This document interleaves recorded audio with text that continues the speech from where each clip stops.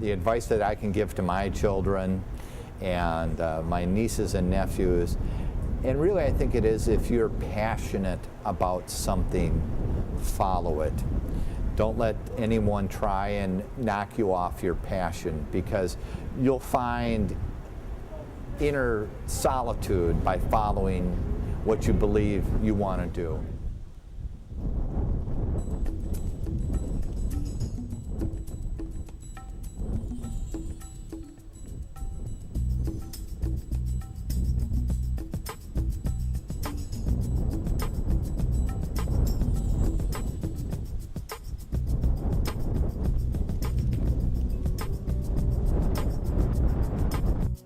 Actually, the apple orchard was started in 1904 by a St. Paul postmaster named Yanish. And he planted it and ran it until the early 20s or so. And then it was bought by Felix Isaacs.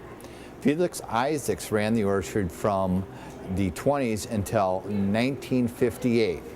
My father started to work for Isaacs in 1950.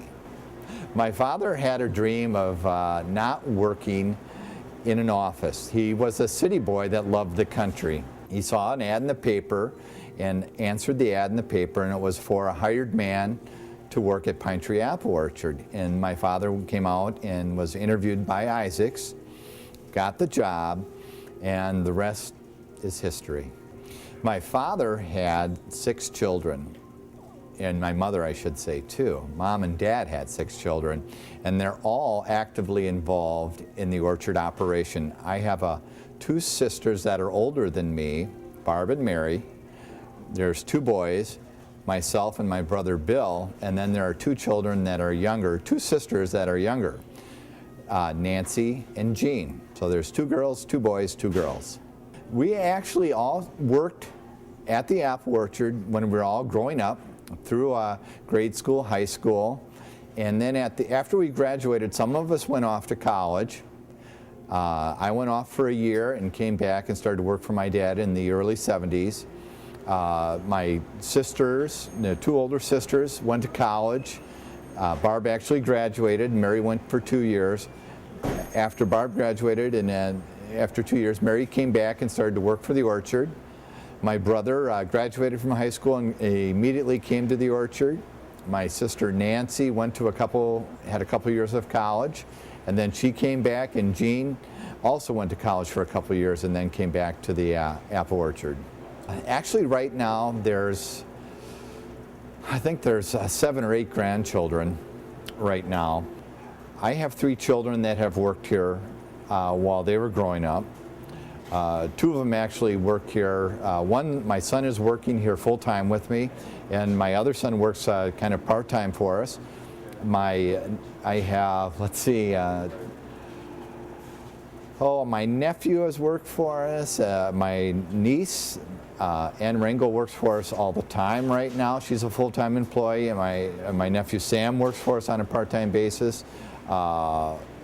I think there's 4 more grandchildren that are still in school. One's in college, and 3 are in high school, grade school right now. It would be my greatest satisfaction to have all the grandchildren work for us at the apple orchard.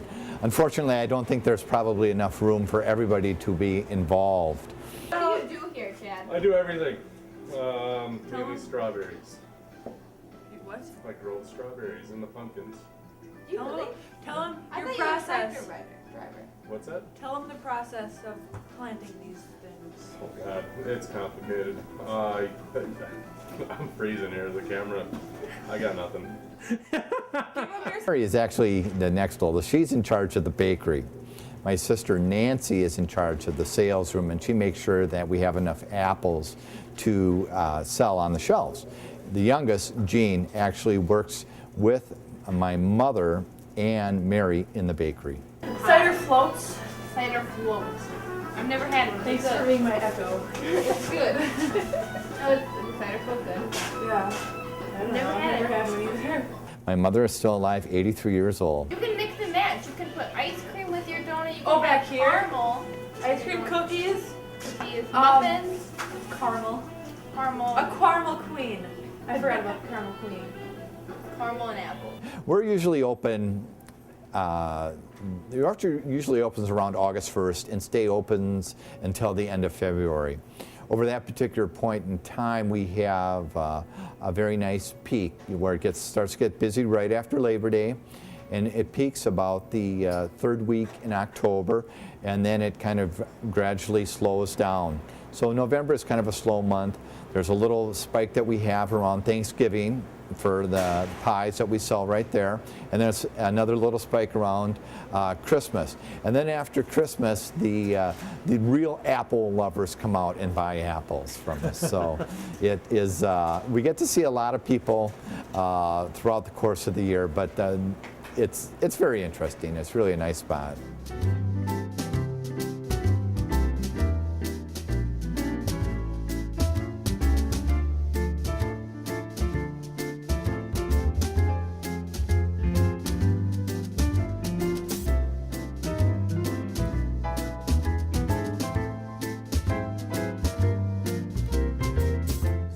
When Father started out the orchard, or when he took over the orchard in 1958, he was very aggressive and planted more varieties that were native, developed by the University of Minnesota.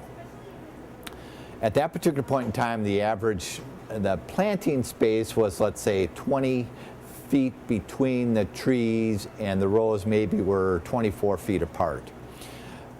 And that was the state of technology at that particular point in time in the 60s and 70s.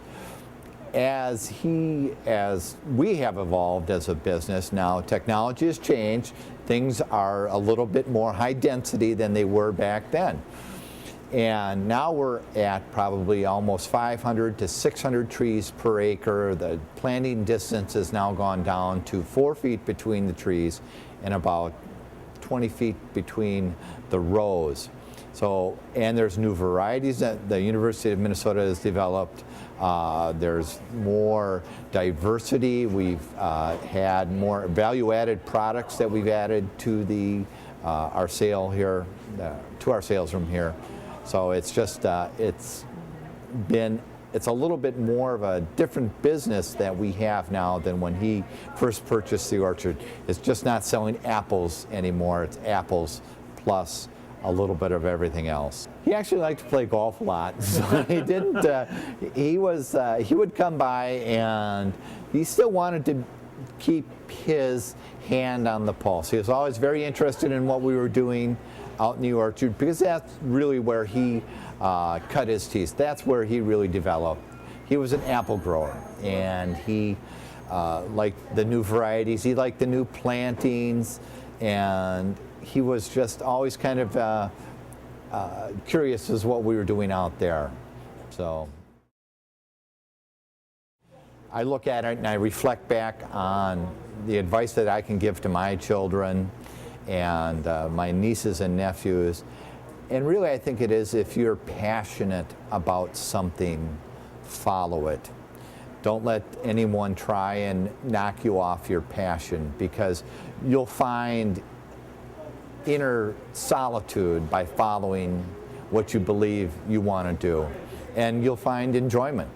And if you enjoy something and you're passionate about it, it really doesn't matter what else happens. I mean, you'll be doing what you want to do. And I think you really want to be happy with what you do, because otherwise life's too short.